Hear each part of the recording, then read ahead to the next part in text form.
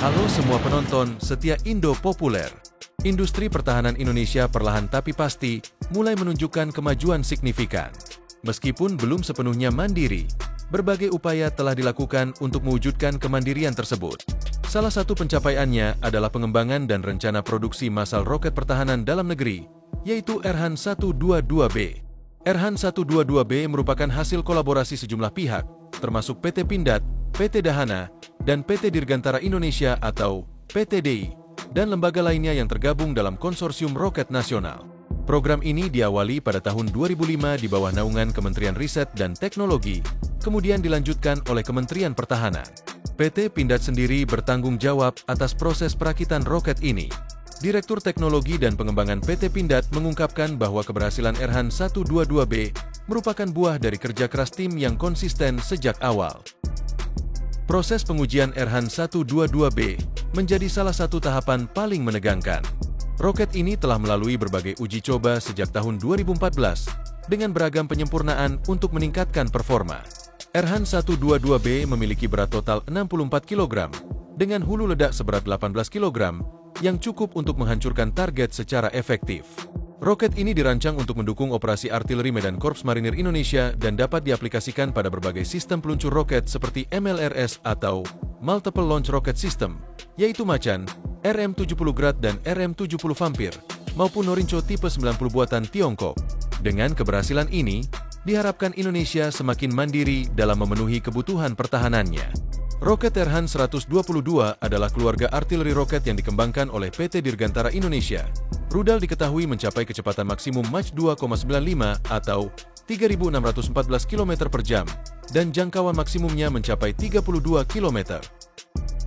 Dari kemampuan yang dimiliki rudal ini, maka ini cocok digunakan oleh Tentara Nasional Indonesia. Roket ini memiliki panjang total 2.915 mm. Erhan 122B dilengkapi dengan 4 sirip lipat berbentuk seperempat lingkaran dan diluncurkan melalui sistem peluncur multilaras tabung.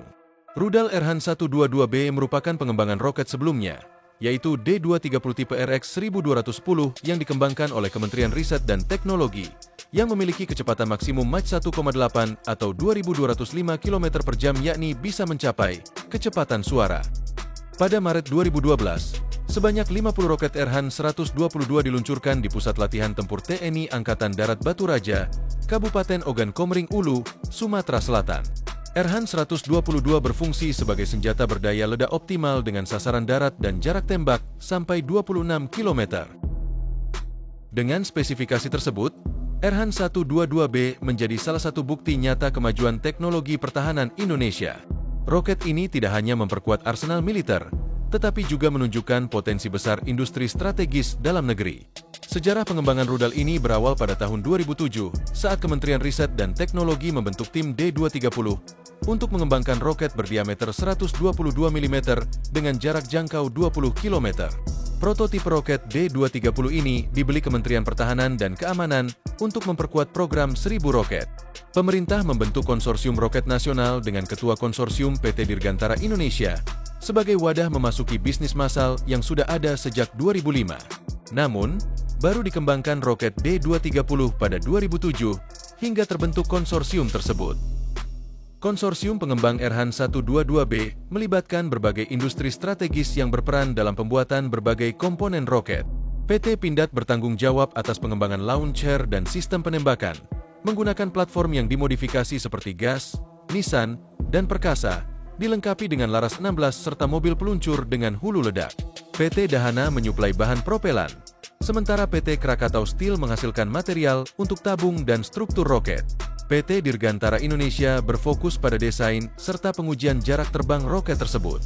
Anggota pendukung lain dalam konsorsium ini termasuk Badan Meteorologi, Klimatologi, dan Geofisika yang menyediakan perangkat untuk menentukan lokasi jatuhnya roket. Institut Teknologi Bandung berkontribusi dengan mengembangkan sistem kamera nirkabel untuk merekam dan mengirimkan gambar ketika roket mencapai target.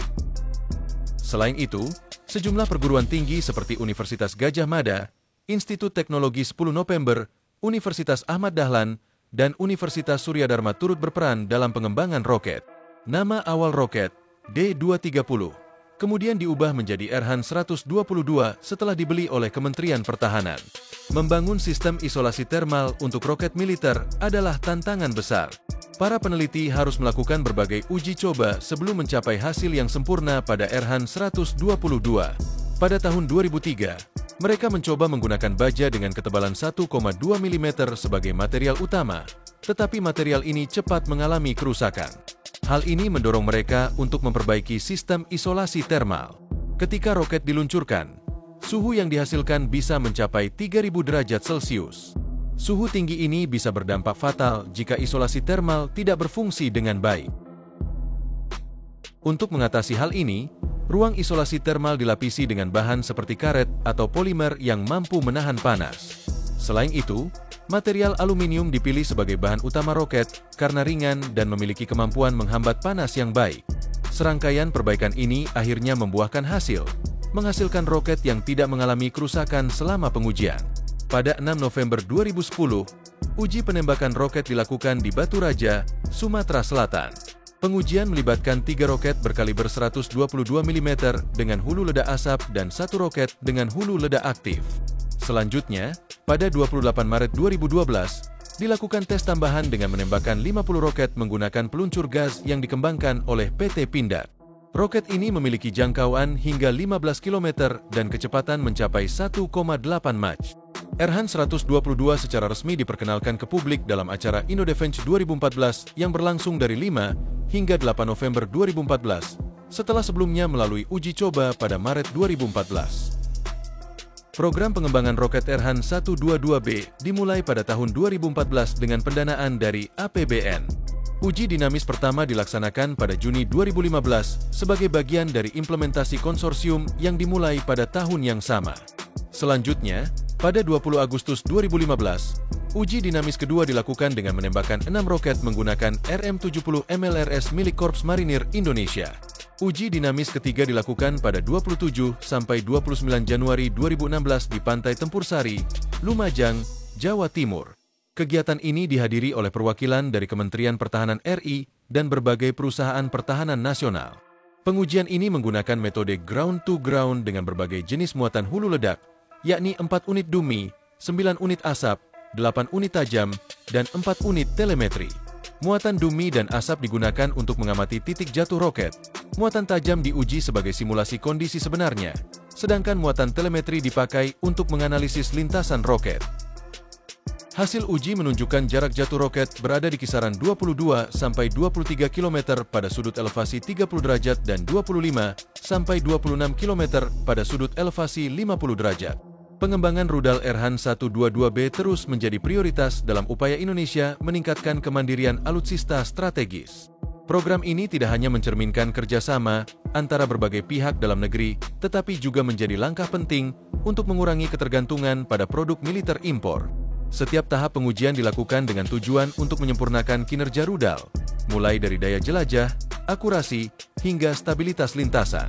Sistem isolasi termal yang digunakan telah dikembangkan agar mampu menahan suhu ekstrim selama peluncuran, sementara bahan seperti aluminium dan polimer memastikan ringan dan tahan panas.